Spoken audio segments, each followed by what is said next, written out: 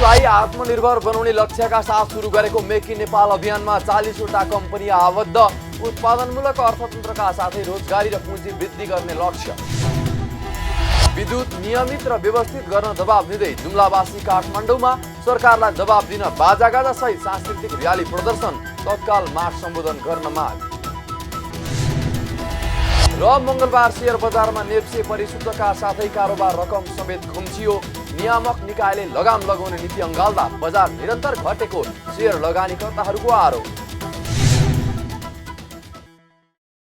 हामी छौं पल पल तपाईसँग,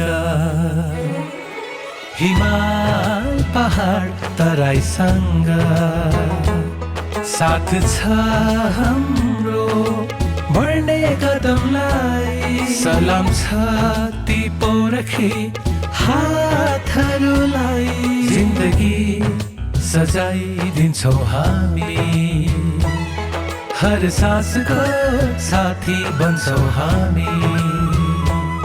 सुरक्षा अनि समृद्धि प्राण छ हाम्रो। आफू पनि बचौं, अरूलाई पनि बचाऊ। आजै नेपाल लाइफमा जीवन बिमा गरौँ। हामी हौं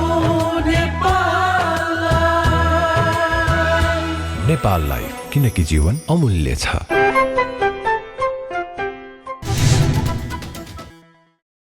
नमस्कार, कारोबार समाचारमा स्वागत छ। अब समाचार विस्तारमा।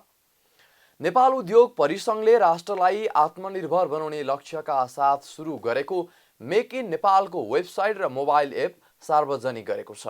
परिसंघले मंगलबार काठमाडौँमा पत्रकार सम्मेलन गरी अभियान सुरु गरेको करिब 9 महिनामा स्वदेशी अभियान नामक वेबसाइट र मोबाइल एप सार्वजनिक गरेको हो। गत फागुन महिनाको 24 गते तत्कालीन प्रधानमन्त्री केपी शर्मा ओलीले अभियानको शुभारम्भ गर्नुभएको थियो। यस अभियान अन्तर्गत हालसम्म 40वटा कम्पनीहरू आबद्ध भएका छन्।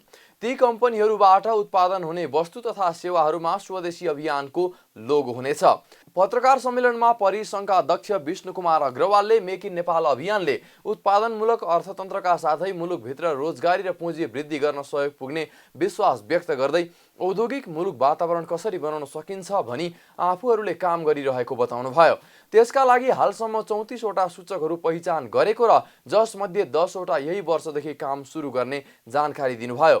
पूर्वाधारसँग सम्बन्धी काम सुरु भई अगाडि बढिसकेको बताउँदै सरकारवाला निकाय तथा विज्ञहरूसँगको छलफलपछि काम अगाडि बढाउने समेत उहाँले जानकारी दिनुभयो। औद्योगिक मैत्री वातावरण कसरी हामीहरूले बनाउन सक्छौं, यसमा हामीहरूले धेरै समयदेखि काम पनि गरिराखेको छौं र सबैले थाहै होला हामीहरूले 34वटा इन्टरभेन्सन्सहरू आइडेन्टिफाई गरेको छौं। यो 34वटा इन्टरभेन्सन्समा 10वटा इन्टरभेन्सनमा हामीले यही सालमा काम गर्छौं। त्यसमा एउटा इन्टरभेन्सन इन्फ्रास्ट्रक्चरसँग सम्बन्धित इन्टरभेन्सनमा हामीहरूको काम पनि सुरु भइसकेको छ र अगाडि पनि बढिसकेको छ। अब चाँडै हामीहरूले आफ्नो पेपरहरू प्रस्तुत गर्छौं गभर्नमेन्टहरूमा। त्यसमा के छ कि हामीहरूले बृहत छलफल गरिराखेको छौं सरकारवालाहरूसँग, विज्ञहरूको पनि राय लिइराखेको छौं र त्यसपछि हामीहरूको प्रतिवेदन पेश गर्ने त एकदम स्पेसिफिक के कुराहरू चेन्ज हुनु पर्यो, कसरी के इम्प्याक्ट गर्छ, त्यो हिसाबले हामीहरू अगाडि बढ्ने काम बढाइराखेको छौं। मेक इन नेपाल अभियानले हरेक वर्ष 1000 उद्योग सञ्चालनमा ल्याउने लक्ष्य लिएको छ। यस्तै कुल गृहस्थ उत्पादनमा सन् 2025 सम्ममा 22%, 2030 सम्ममा 26% योगदान पुर्याउने र हरेक वर्ष 1.5 लाख औद्योगिक रोजगारी सृजना गरी 5 वर्षमा वार्षिक निर्यात 4.3 अर्ब डलर पुर्याउने लगायतको लक्ष्य लिएको छ। नेपालमा पश्चिमी वायुको प्रभावले चिसो बढ्न सक्ने भन्दै सतर्क रहन विज्ञहरूले सचेत गराएका छन्। पश्चिमी वायु मरुभूमिबाट प्रवाह हुने भएकोले पानीको मात्रा कम हुने र धुलोको मात्रा धेरै हुने र त्यस वायुले पृथ्वीको सतह नजिकै बसिरहने भएकोले गर्दा चिसो बढ्न सक्ने भन्दै त्यसतर्फ विज्ञहरूले सचेत गराएका हुन्। पश्चिमी वायुका कारण उच्च हिमाली क्षेत्र सहित देशभर हावा प्रवाह सुचारू रूपमा हुन नसक्दा यसको सिधा असर जनस्वास्थ्यमा पर्ने भएको भन्दै विज्ञहरूले त्यसतर्फ तयारी थाल्न सरकारलाई सुझाव समेत दिएका छन्। जलवायु विज्ञ डाक्टर धर्मराज उप्रेतीले भारतमा हरेक वर्षमा 4वटा चक्रवातहरू आउने र त्यसको असर नेपालमा पनि पर्ने भएकोले जनताको स्वास्थ्य सुरक्षाका लागि सचेतना सहितको चरणबद्ध तयारी थाल्नुपर्ने बताउनुभयो। मार्क्सले कोरोनाका साथसाथै वायु प्रदूषणबाट पनि बचाउने भएको भन्दै उहाँले अहिले जीवन बचाउने पद्धति भनेकै मास्क भएको र यसको अनिवार्य प्रयोग गर्न पनि आग्रह गर्नुभयो। उहाँले धेरै प्रदूषण गराइरहेका उद्योग धन्दा आलोपालो गरेर चलाउने, धेरै प्रदूषण गराउने सवारी साधनहरू बन्द गर्ने लगायतका काम गरेमा प्रदूषणबाट बच्न सकिने पनि बताउनु भयो। मार्क्सलाई हामीले चाहिँ जहिले पनि, म मार्क्स उदाहरण पनि भन्छु, मिडियामा जाँदाखेरि पनि मार्क्स चाहिँ यो हाम्रो लाइफ लाइन हो र यसलाई चाहिँ हामीले लायौँ भनेपछि यसले कोरोनाबाट पनि बचाउँछ र यसलाई चाहिँ हामीले अनि धुलोको प्रदूषणबाट पनि बचाउँछ।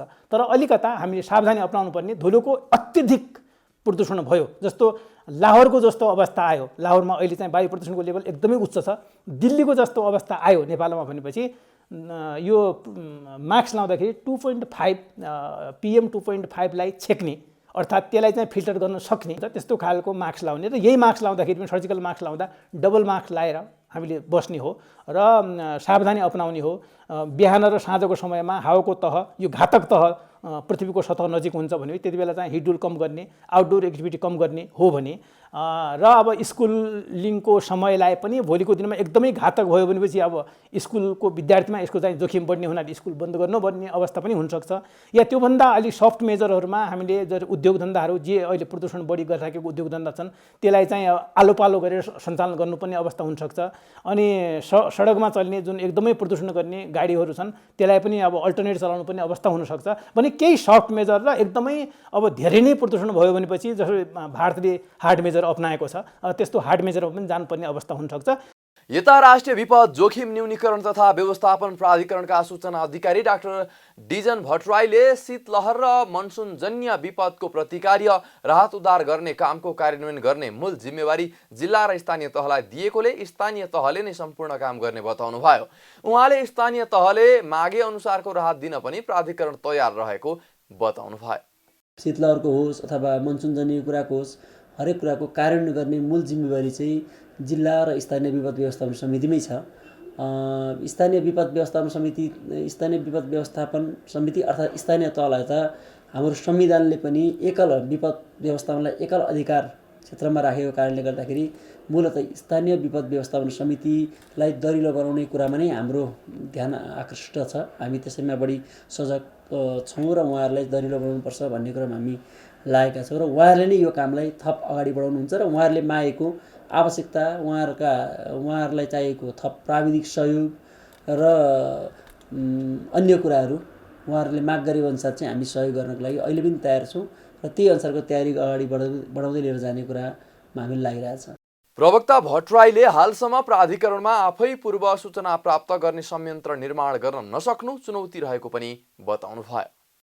विद्युत नियमन र व्यवस्थित गर्न दबाब दिँदै जुम्लाका जनताले काठमाडौँमा सांस्कृतिक र्याली निकालेका छन्। मंगलबार जुम्लाका प्रतिनिधि तथा सदस्य गजेन्द्र बहादुर महतको नेतृत्वमा जुम्लाका जनताले शान्ति बाटिका रत्नपार्क हुँदै नेपाल विद्युत प्राधिकरणको केन्द्रीय कार्यालयसम्म स्थानीय सांस्कृतिक र्याली निकालेका हुन्। स्थानीय झाँकी, बाजा गाजा र नाचगान सहित र्याली गरिएको थियो। जुम्लामा विद्युत नियमित र व्यवस्थित गर्न पटक पटक विद्युत प्राधिकरणलाई अनुरोध गर्दा पनि नसुनेको भन्दै सरकार र विद्युत प्राधिकरणलाई सुनाउनका लागि बाजा गाजा सहित र्याली गर्नु परेको प्रतिनिधि सभा सदस्य गजेन्द्र बहादुर महतले बताउनु भयो। जुम्लामा राष्ट्रिय प्रसारण लाइन पुगेको भए पनि पोल, तार र मिटर पुग्न नसकेको र गाउँ गाउँमा विस्तार हुन नसकेको उहाँले बताउनु भयो। कर्णालीको समस्या पटक पटक राख्दा पनि सरकारबाट सुनवाई नभएको पनि उहाँले दुखेसो गर्नुभयो। अब यो सजिलै सुन्दैन के नेपाल सरकारले, विद्युत प्राधिकरणले, अनि हामीले सजिलै सुनेन भने अनि बाजा बजाउने चलन छ हाम्रो कर्णालीतिर। नसुन्ने हिजो हाम्रो धर्मकरणमा पनि अब कुम्भकर्ण निधायो भने उसलाई बिउजाउनलाई बाजा बजाइन्थ्यो। अहिले पनि यो सरकारलाई, यो विद्युत प्राधिकरणलाई अब बिउजाउनलाई ग्रिड गयो भने ग्रिड गएर के गर्नुहुन्छ? अब बत्ती मधुरो छ, मिटर छैन, तार छैन, पोल छैन, गाउँ गाउँमा लाइन विस्तार भएकै छैन, एकदमै ढिलासुस्ती भइरहेछ क्या। जुम्लावासीले जुम्लाका सम्पूर्ण बस्तीहरूमा विद्युत प्रसारण लाइनको विस्तार गर्न र विद्युत प्रसारण लाइन पुगेका क्षेत्रमा चाँडोभन्दा चाँडो मिटर लगायतका आवश्यक सामग्रीको उपलब्धता गराउन प्राधिकरणका कार्यकारी निर्देशकलाई ज्ञापन पत्र समेत बुझाइएको छ। र्याली सहित नेपाल विद्युत प्राधिकरणमा पुगेका जुम्लाका जनताले कार्यकारी निर्देशक कुलमान घिसिङको कार्यकक्षमा नजाने भन्दै घिसिङलाई ज्ञापन पत्र बुझ्न प्राधिकरणको आँगन बाहिर नै बोलाएका थिए। कुलमान आँगनमा आउन ढिलो गरेपछि ज्ञापन पत्र प्राधिकरण भवन बाहिर नै टाँसिएको थियो। यद्यपि कार्यकारी निर्देशक घिसिङ प्राधिकरणको आँगनमा आएर जुम्लामा मिटर पठाउने प्रतिबद्धता गर्नुभयो। जिल्लाभरि विद्युत विस्तारको लागि टेन्डर गर्न लागेको पनि उहाँले बताउनुभयो। मिटर पनि आउँछ है अब जिल्लाभरि लाइनको लागि हामी टेन्डर गर्दैछौँ। तपाईँ लाइन त पुगिहालेछ, ग्रिड त पुग्यो नि त, ग्रिड पुग्यो, टेन्डर गर्दैछौँ। तपाईँले बुझ्नु भएको छ टेन्डर गरेर कति टाइम लाग्छ भनेर। ज्ञापन पत्रमा 33 केभीए प्रसारण लाइन निर्माण कार्यमा भइरहेको ढिलाइको अन्त्य गरी शीघ्र कार्य सम्पन्न गर्नुपर्ने र 11 केभीए लाइनमा भएको भोल्टेज उतार चढाव समस्या समाधान गर्नुपर्ने लगायतका माग पनि गरिएको छ।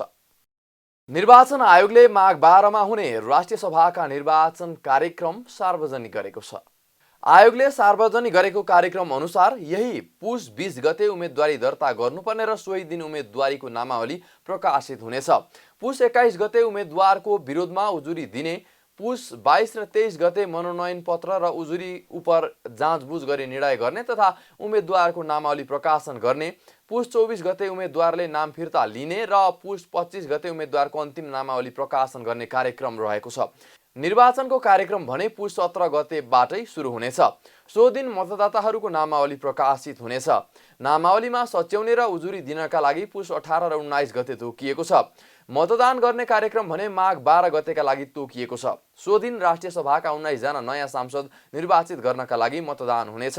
प्रदेश सभा सदस्य र स्थानीय तहका प्रमुख तथा उपप्रमुखले मतदान गर्नेछन्। काठमाडौँमा मोटरसाइकल चोरी कार्यमा संलग्न रहेको अभियोगमा प्रहरीले 7 जनाको गिरोहलाई पक्राउ गरेको छ। महानगरीय ट्राफिक प्रहरी महाशाखाले मंगलबार रामशाह पथ स्थित आफ्नै कार्यालयमा पत्रकार सम्मेलन गरी मोटरसाइकल चोरी कार्यमा संलग्न रहेको अभियोगमा सो गिरोहलाई पक्राउ गरी सार्वजनिक गरेको हो। उनीहरूलाई गए राति काठमाडौँको बबरमहलबाट पक्राउ गरी थप अनुसन्धानका लागि महानगरीय प्रहरी परिसरमा बुझाउन लागि महाशाखाका प्रवक्ता प्रहरी उपरीक्षक सञ्जीव शर्मा दासले जानकारी दिनुभयो।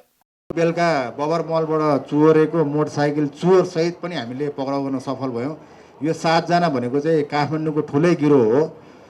अब हजुरहरूलाई लाग्ला हामीले मान्छे देखा भित्र लगिहाल्यौँ भनेर, अब बाँकी अनुसन्धानको पाटो भएको भएर हामीले चाहिँ सबै अब उहाँहरूलाई चाहिँ अहिले तपाईँहरूसँग फेस गर्न नदिया हो।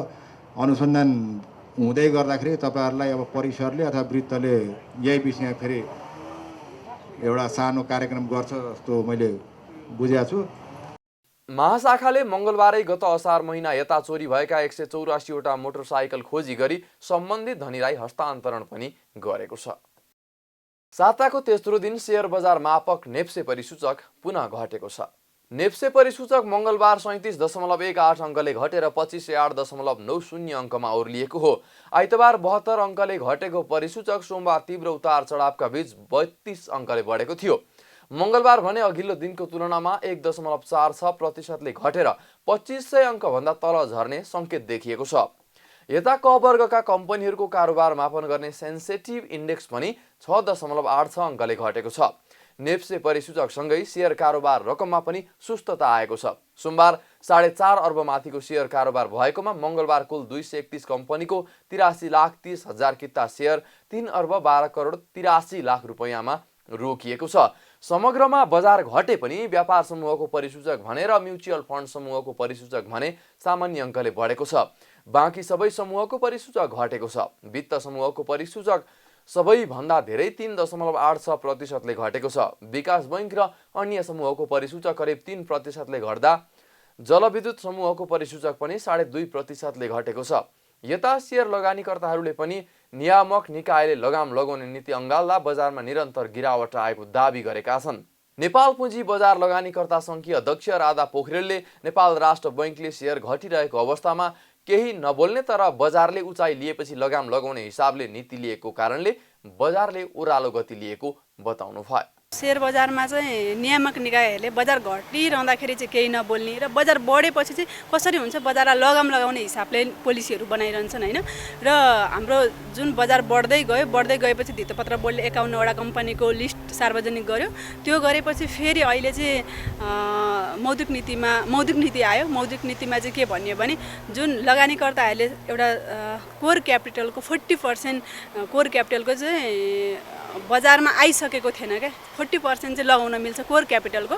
त्यो 40% को 20% पनि बजारमा नआउँदा चाहिँ राष्ट्र बैंकले के पोलिसी ल्यायो भने एउटा लगानीकर्ताले शेयर बजारमा लगानी गर्छ भने एउटा ब्याङ्कबाट 4-12 क्याप लायो, तिनवटा ब्याङ्कमा 12 करोड र एउटा ब्याङ्कबाट 4 करोड मात्र लिन मिल्ने भनेर जुन पोलिसी ल्यायो त्यो पोलिसीले चाहिँ अहिले लगानीकर्तामा निराश छाएको, किनभने जबसम्म पैसा बजारमा आउँदैन त्यसपछि त बजार त घटिहाल्छ नि। अध्यक्ष पोखरेलले कोरोना महामारीको समयमा सबै क्षेत्र बन्द भएको अवस्थामा धेरै नयाँ लगानीकर्ता शेयर बजारमा प्रवेश गरेको, तर पछिल्लो समय नयाँ लगानीकर्ता आफ्नो पुरानै व्यवसायमा फर्किएकाले पनि बजारमा गिरावट भएको बताउनुभयो। उहाँले कोरोना महामारी सुरु हुने बेला 18 लाख लगानीकर्ता रहेकोमा अहिले बढेर 46 लाख पुगेको बताउनुभयो। संयुक्त राष्ट्रसङ्घले नेपालमा रहेका मुस्लिम समुदायको अवस्थाको बारेमा चासो राखेको छ। मंगलबार मुस्लिम आयोगका पदाधिकारीहरूलाई आयोगको कार्यालयमा भेट गरी संयुक्त राष्ट्रसङ्घको एक प्रतिनिधि मण्डलले नेपालमा रहेका मुस्लिम समुदायको आर्थिक सामाजिक अवस्था र मुस्लिम समुदायलाई परेका समस्याहरूको सम्बन्धमा चासो व्यक्त गरेको हो। संयुक्त राष्ट्रसङ्घको चरम गरिबी र मानव अधिकार हेर्ने विशेष टोलीको संयोजक ओलिभर डे स्केटरको नेतृत्वमा आएको प्रतिनिधि मण्डलले आयोगले गरिरहेको काम, मुस्लिम समुदायको शिक्षाको अवस्था, भूगोल अनुसार बसोबासको अवस्था लगायतको विषयमा जिज्ञासा राखेको आयोगका अध्यक्ष अन्सारीले बताउनुभयो। भेटको क्रममा आयोगका अध्यक्ष अन्सारीले आयोगले गरिरहेको काम र मुस्लिम समुदायको अवस्थाको सम्बन्धमा जानकारी गराउनु भएको थियो। उहाँहरू चाहिँ युनाइटेड नेसनबाट चाहिँ आउनुभएको र युएन स्पेसल रिपोर्ट्स कलेक्ट गर्नको लागि जुन किसिमको यहाँ परराष्ट्र मन्त्रालयमा पनि उहाँहरूको मिटिङ थियो र परराष्ट्र मन्त्रालयले नि हामीसँग चाहिँ उहाँहरूले भेट गर्ने भएपछि कोर्डिनेट गरेर चाहिँ उहाँहरू आउनुभएको, उहाँहरूको टिम नै आउनुभएको थियो र विभिन्न चाहिँ यो मन्त्रालयमा र आयोगहरूमा उहाँहरूको चाहिँ भिजिट भयो र यो समस्याहरू केही चाहिँ चुनौतीहरू समुदायगत हिसाबमा के समस्या छ, एजुकेसन को अवस्था के छ, आर्थिक अवस्था के छ, यी लगायतका विषयहरूमा चाहिँ मतलब उहाँहरूले चाहिँ कुरा उठाउनु भएको थियो र यो सबै विषयवस्तु चाहिँ उहाँहरूको भनाइअनुसार 2022 को जुन जेनेभामा सम्मेलन हुन्छ त्यसमा चाहिँ उहाँहरूले चाहिँ पेश गर्नुहुन्छ र त्यही विषयमा चाहिँ अहिले चाहिँ मुस्लिम समुदायको अवस्थाबारे, मुस्लिम समुदायको चुनौती, अब आयोगले गरिरहेको कामहरूको विषयमा र आगामी चाहिँ हाम्रो चाहिँ योजना अब के छ, कस्तो छ, समुदायको अवस्था के कस्तो छ, कुन भूगोलमा, कुन जिल्लामा कतिको बसोबास र कतिको चाहिँ शिक्षाबाट चाहिँ टाढा छन्, कति चाहिँ शिक्षित छन्, यी सबै विषयमा उहाँले चाहिँ मतलब एक किसिमको एउटा चाहिँ ह्युमन राइट्सको एउटा चाहिँ टपिकको हिसाबले उहाँले चाहिँ कुरा उठाउनु भएको थियो। प्रतिनिधि मण्डलले नेपालको मुस्लिम समुदायको अवस्थाको सम्बन्धमा सन् 2022 मा जेनेभामा हुने सम्मेलनमा रिपोर्ट पेश गर्ने बताएको पनि आयोगका अध्यक्ष अन्सारीले जानकारी दिनुभयो। नेपाली कांग्रेसको आसन्न 14औं केन्द्रीय महाधिवेशनको तयारी अन्तिम चरणमा पुगेको छ। यही मङ्सिर 24 देखि 27 गतेसम्म काठमाडौँको भ्रिकुटी मण्डपमा आयोजना हुने 14औं केन्द्रीय महाधिवेशनको तयारी अन्तिम चरणमा पुगेको पार्टीका प्रवक्ता विश्वप्रकाश शर्माले बताउनुभयो। उहाँले नेपाली कांग्रेस पार्टीको 8वटा चरण मध्ये 7वटा तहमा निर्वाचन हुने र त्यसमध्ये हालसम्म 6वटा तहमा निर्वाचन सकिएको बताउनुभयो। प्रवक्ता शर्माले प्रदेश 2 को प्रदेश अधिवेशन र केही जिल्लाको अधिवेशन बाहेक अन्य सबै तहका निर्वाचन सकिएको र प्रदेश 2 मा महाधिवेशनपछि निर्वाचन गर्ने बताउनुभयो। उहाँले केन्द्रीय महाधिवेशनको लागि आवास, खाद्यान्नको व्यवस्थापन र प्रचार प्रसारका कामलाई तीव्रताका साथ अघि बढाउँदै महाधिवेशनको स्वागतद्वार र श्रृङ्गारको संयोजक नेपाली कांग्रेस काठमाडौँ जिल्लाका सचिव गोविन्द पुडासैनीलाई बनाएर काम अघि बढाइएको पनि बताउनुभयो। प्रवक्ता शर्माले आजबाट सार्वजनिक रूपमा देखिने ढङ्गको प्रचार प्रसार र आन्तरिक रूपमा गर्नुपर्ने व्यवस्थापनका कुरामा गम्भीरतापूर्वक लागेको समेत बताउनुभयो। हिजो मात्रै हामीले बसेर पार्टी केन्द्रीय कार्यालयमा पार्टी सभापति एवं सम्माननीय प्रधानमन्त्री शेरबहादुर देउवाको उपस्थितिमा विभिन्न संयोजकहरूले छलफल गर्यौं। आज अहिले आइपुगे पछाडि चाहिँ आजको दिनबाट चाहिँ काठमाडौँको यो महाधिवेशन स्थल केन्द्रित प्रचारको क्रम पनि सुरु गरेका छौं। त्यस क्रममा चाहिँ प्रचार समितिको संयोजकको नाताले यो स्वागतद्वार र चाहिँ श्रृङ्गारको संयोजक नेपाली कांग्रेस काठमाडौँ जिल्लाका सचिव गोविन्द पुडासैनीलाई नेपाली कांग्रेस पार्टीको 4 तारे झण्डा र चुनाव चिन्ह रुख अंकित झण्डा चाहिँ हस्तान्तरण गरेर त्यो अभियान पनि आजबाट सुरु भएको छ। अब हामी बाहिर सार्वजनिक रूपमा देखिने ढङ्गको प्रचारात्मक कुरा पनि, आन्तरिक रूपमा गर्नुपर्ने व्यवस्थापनका कुरा पनि, यी दुईटै कुरामा गम्भीरतापूर्वक अधिवेशनमा हामी केन्द्रित भएका छौँ। प्रवक्ता शर्माले कोरोना भाइरसको जोखिम कायमै रहेको बेला नयाँ भेरिएन्टले बढाउन सक्ने समस्यालाई मध्यनजर गरी महाधिवेशन स्थलमा सेनिटाइजर, मास्कको अनिवार्य प्रयोग गरेको पनि बताउनुभयो। उहाँले अन्य प्रकारका रोगहरूका लागि पनि महाधिवेशन स्थलमा नै हेल्थ डेस्क स्थापना गरिने पनि जानकारी दिनुभयो। कारोबार समाचारमा अब सुन चाँदी र विदेशी विनिमय दर सम्बन्धी जानकारी।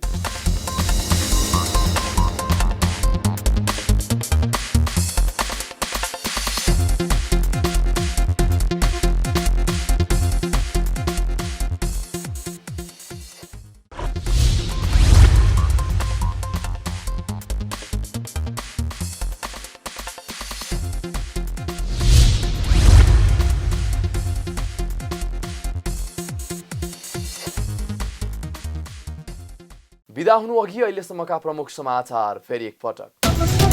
मुलुकलाई आत्मनिर्भर बनाउने लक्ष्यका साथ सुरु गरेको मेक इन नेपाल अभियानमा 40वटा कम्पनी आबद्ध, उत्पादनमूलक अर्थतन्त्रका साथै रोजगारी र पुँजी वृद्धि गर्ने लक्ष्य। विद्युत नियमित र व्यवस्थित गर्न दबाब दिँदै जुम्लावासी काठमाडौँमा सरकारलाई दबाब दिन बाजागाजा सहित सांस्कृतिक र्याली प्रदर्शन, तत्काल माग सम्बोधन गर्न माग। र मङ्गलबार शेयर बजारमा नेप्से परिशुद्धका साथै कारोबार रकम समेत खुम्चियो। नियामक निकायले लगाम लगाउने नीति अँगाल्दा बजार निरन्तर घटेको शेयर लगानीकर्ताहरूको आरोप।